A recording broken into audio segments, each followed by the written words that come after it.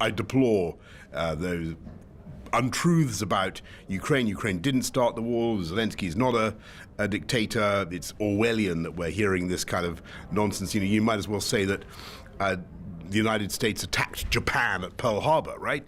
It's just the inversion of the truth. I think, why did he say it? I think he hears a lot of nonsense about the war from some of his people he takes seriously. But I think he's also trying to negotiate. And what he's trying to do is, so I think he was frustrated about the lack of progress on the minerals agreement with Ukraine. And that's, if you look at what happened, that was when it all started. And so Treasury Secretary Besant came to Kyiv, didn't get a deal, and that's when the polemics began. It's regrettable, but I'm hopeful that today, even today, there may be an agreement, and that would be positive. Because the agreement, when you look at it, is very good for Ukraine, actually. I mean, we have to be frank and say that, well, the deal commits the United States to a free, sovereign, and secure Ukraine. It commits the United States to continuing to finance Ukraine, and it commits the United States to a long-term economic partnership with Ukraine. Trump has also said that he's in favor of the British having boots on the ground in Ukraine, the French having boots on the ground, and I hope the Germans as well. Though I guess there are historical echoes that may make it difficult. But other European countries certainly having boots on the ground in Ukraine. And we have to be honest, the problem of the security guarantees did not originate with Donald Trump. I've spent a long time watching this. I haven't heard a European country call for NATO membership of Ukraine for a long time. I haven't heard the Germans calling for NATO membership of Ukraine, unless I've missed something. I haven't heard a plan from Europe for increasing our defense spending. The fact is that the average American taxpayer is paying much more for Ukraine than the average European taxpayer. Okay, I'll repeat that.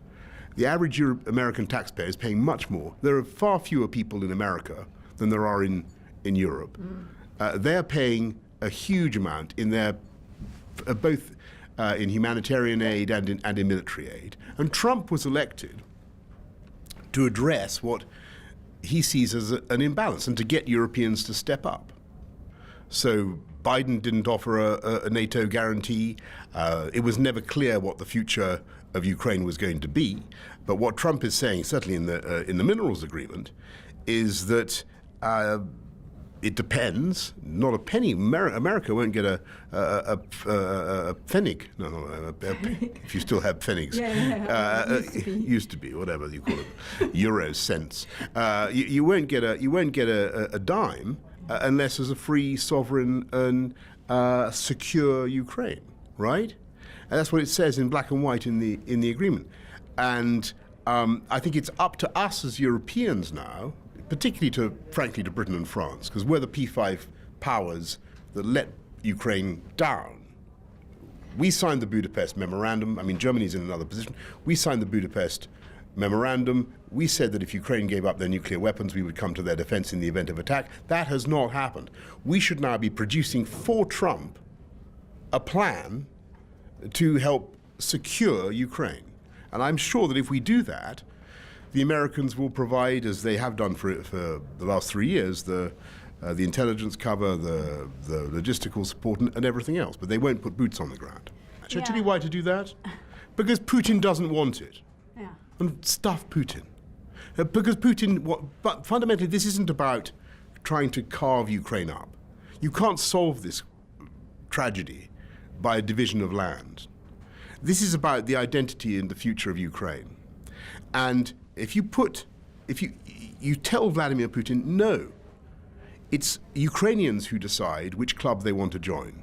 It's Ukrainians who want to join the EU, it's Ukrainians who want to join NATO. That's their sovereign right. You say America is not committed to a sovereign Ukraine, right? And it's up to the Ukrainians to decide which countries they want to admit as peace enforcers to Ukraine, not Putin.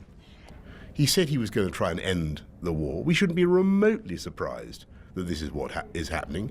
I think you should actually look at, as I said, I don't like what he said. I don't like the lies that we're hearing about the origins of the war. But American financial support is still continuing. America is committed to a free, sovereign and secure Ukraine. And with great respect to European powers, what have they actually done? I see no real sign that the Europeans are going to get their act together. I don't yet see the commitment to the peacekeeping force or the peace-enforcing force that we need to have. And I hear some language. The meeting in Paris was a shambles. Where is Europe?